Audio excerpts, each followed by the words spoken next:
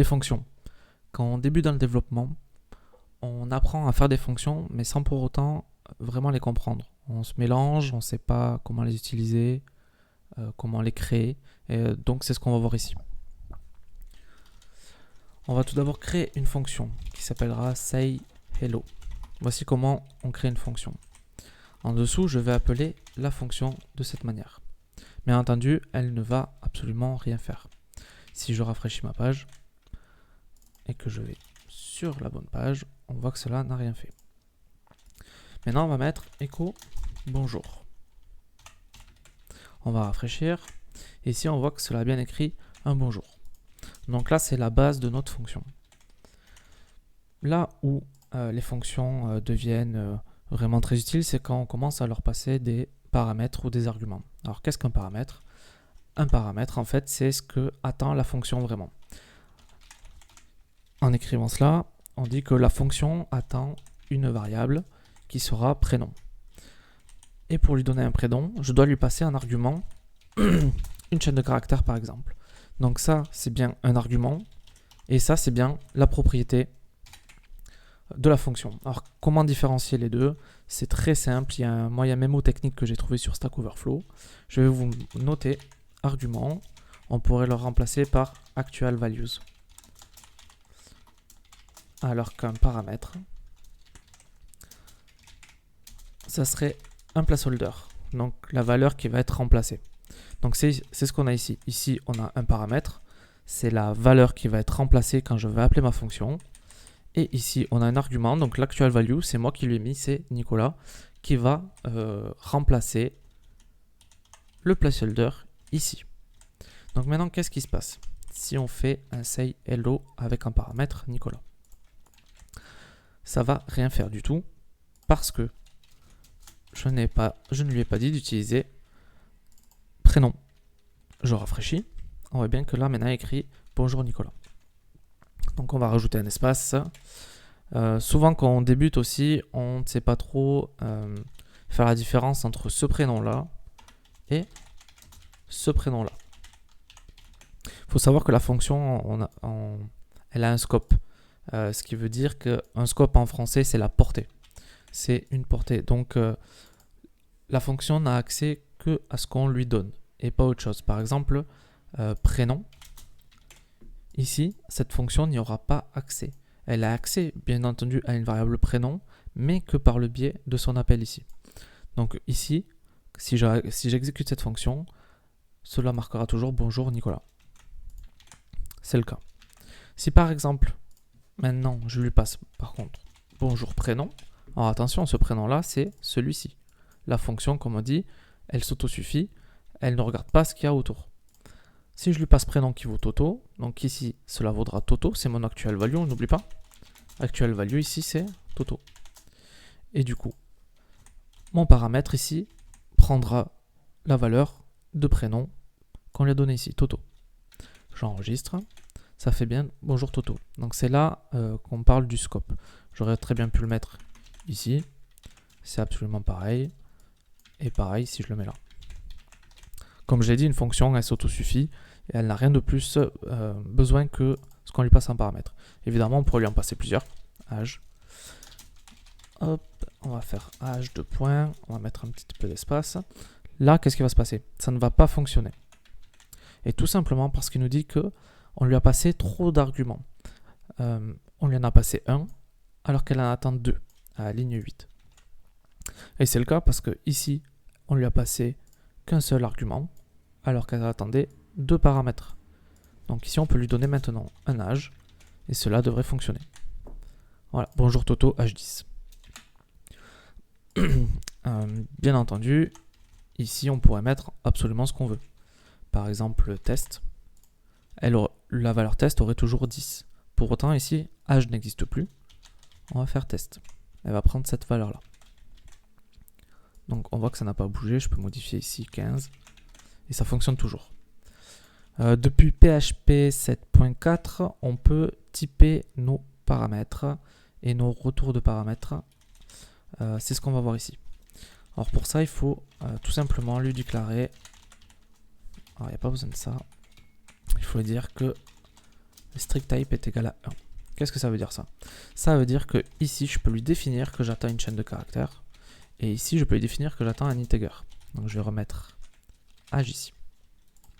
Donc maintenant, si je rappelle say hello, que je lui passe Nicolas. Et ici, par contre, je vais lui passer une chaîne de caractères qui vaut 30. Ça ne va pas fonctionner. J'ai fait une petite erreur. Say hello. J'ai oublié un point virgule ici, pardon. Exactement là. On nous dit que l'argument 2 passé à say hello doit être de type integer et on lui a donné un string. Donc hop, on fait comme ça, on lui met bien un type int. Et cette fois-ci, ça va fonctionner. Alors quoi ça sert de faire ça? En fait, ça va vous obliger à faire du code qui a du sens, qu'on ne passe pas des chaînes de caractères alors qu'on a besoin de chiffres. Là, c'est une méthode say hello, donc ça peut ne pas être grave, mais si on faisait par exemple des calculs, addition, soustraction, etc., on pourra avoir des sources d'erreurs si on utilise des strings à la place des int. Donc voilà, c'était un petit aparté là-dessus. Ce qu'on va voir également aussi, c'est le return. Bien entendu, ce n'est pas ça le return. Actuellement, le return n'existe pas. Le return, ça serait par exemple hello. Ici, on retourne une chaîne de caractères. Qu'est-ce qui se passe maintenant? Qu'est-ce que cela va faire? Ça va absolument rien faire. Ça va toujours faire notre écho. Parce qu'en fait, la fonction, elle va dire elle va dire écho bonjour prénom âge et ensuite elle va retourner quelque chose, sauf que cette valeur, nous, on ne l'a pas récupérée. Le seul moyen de le récupérer, c'est de mettre le retour de la fonction dans une variable. Donc par exemple, phrase égale. Donc tout ce qui va être dans le retourne va se mettre dans le phrase ici. Et évidemment, il faut que j'affiche ma phrase. Sinon, ça ne sert à rien. Voilà, je l'ai ici. On peut aller plus loin. Plutôt que de retourner hello, on va retourner ici notre phrase. Voilà, bonjour Nicolas. C'est juste ça. Un return sert juste à ça, c'est juste à renvoyer des informations. Je pourrais très bien ici supprimer ma variable et faire un écho. Parce que je sais que ça va me retourner un string. Je rafraîchis, ça marche toujours. Autre chose, on peut typer aussi la sortie.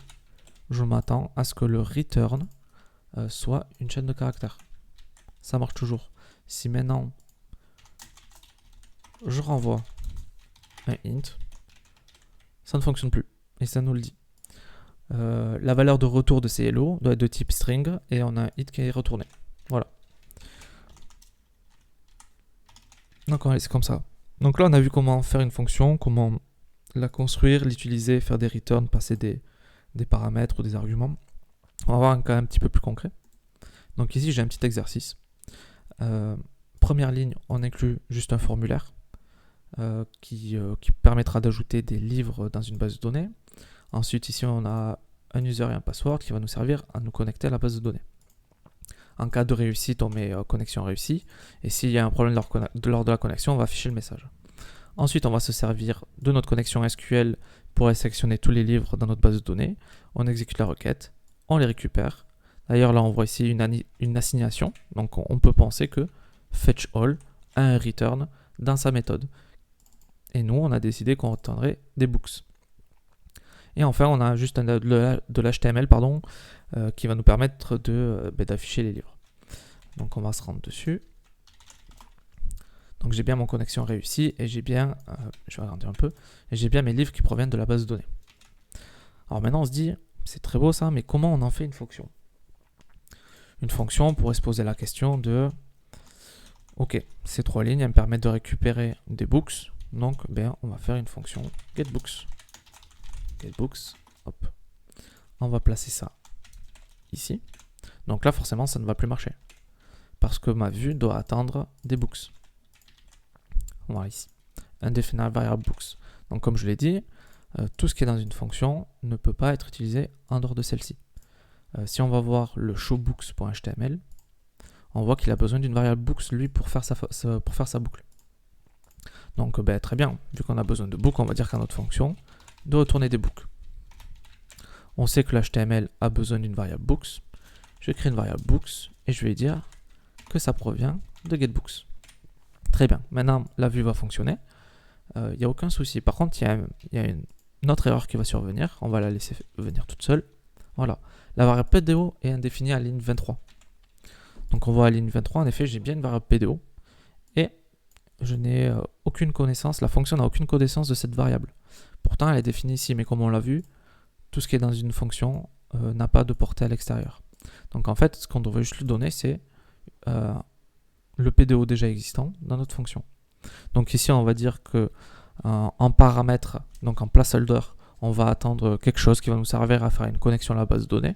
Donc je vous propose qu'on l'appelle connexion. Forcément, on va se servir de cette connexion-là. Donc je remplace mon PDO ici. Et bien entendu, vu que la signature de la fonction a changé, donc la signature c'est le nom de la fonction, plus les paramètres, plus le type de retour si on en met un. Donc là, je m'attends à avoir une connexion. Donc quand j'appelle le getBooks, moi je dois lui fournir la connexion. Et cette connexion c'est quoi? C'est PDO. Donc si je fais ça et que je rafraîchis, ça fonctionne. Donc là on a créé notre première fonction qui fonctionne. Oui. L'intérêt de faire ça, c'est que ce code va être réutilisable en fait partout où j'aurai besoin d'appeler des books. Imaginons que sur 3 ou 4 pages, j'ai besoin d'aller chercher des livres. Je n'aurai pas besoin de retaper tout ça à chaque fois. J'aurai juste besoin d'appeler ma fonction getBooks. Pour un exemple, on va créer un fichier. On peut imaginer un fichier book.php. On va déplacer la fonction getBook dedans.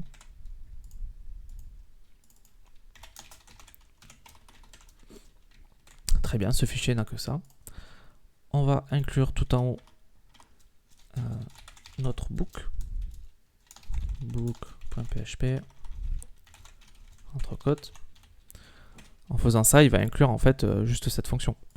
Et donc là, je pourrais toujours utiliser ça sans aucun problème. On va essayer de suite. Rien n'a changé, tout va bien et on peut tester ici getBooks. Et ici, on verra normalement qu'on appelle bien notre méthode getBooks. Donc ça fonctionne. On pourrait s'imaginer aussi faire la connexion de la base de données une fonction également. Parce que là, on voit que le getBook a tout le temps besoin de $PDO. Et ça, c'est un peu dommage. Donc on pourrait prendre tout ça, créer un nouveau fichier. On pourrait l'appeler database.php. Et on va le mettre dans une fonction bien sûr, qu'on va appeler getDatabase. On met notre fonction à l'intérieur et on va lui dire qu'elle nous retourne un objet PDO. Donc si je retourne dans mon index books, là je n'ai plus de PDO, je n'ai plus rien. Pour autant, getBooks a besoin d'un PDO, on a vu. Ce qu'on va faire, on va supprimer le paramètre qui se trouve dans getBooks.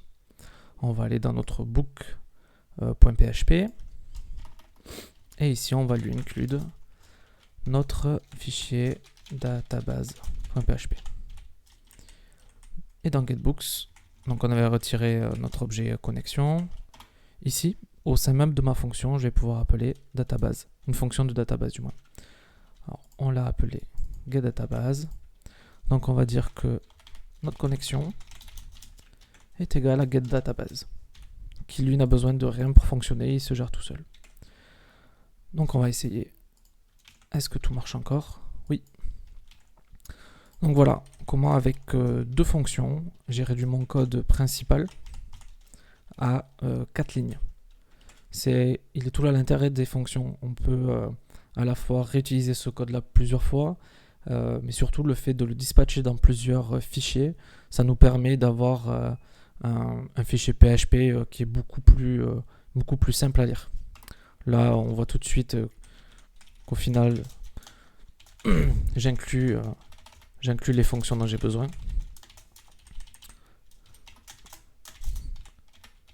J'appelle ma fonction pour récupérer les livres. Et ici, on affiche les livres, tout simplement. Voilà, j'espère que ça sera un peu plus clair pour tout le monde et je pense la prochaine step, ça sera de faire la même chose mais avec des classes. Et on verra que ce sera encore plus dissocié et que ce sera plus clair en termes de lisibilité de code aussi.